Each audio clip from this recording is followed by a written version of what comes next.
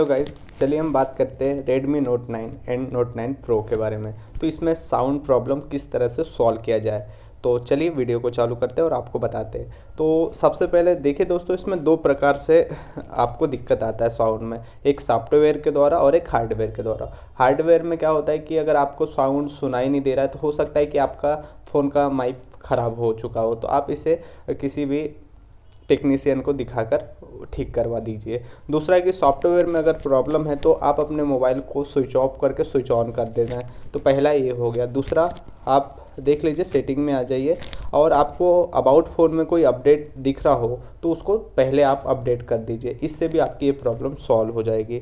और उससे भी अगर आपकी बात नहीं बनती हो तो आप सेटिंग वाले को लॉन्ग प्रेस कीजिए और ऐप इन्फो में चले जाइए और यहाँ से डाटा क्लियर कर दीजिए। तो इससे क्या होगा कि आपने कुछ अलग सेटिंग भी किया होगा, गलत एक्टिविटीज़ भी होगी तो क्लियर हो जाएगी। तो दोस्तों, उम्मीद है आपको ये वीडियो पसंद आया हो, तो चैनल को लाइक एंड सब्सक्राइब जरूर करें। मिलते नेक्स्ट वीडियो।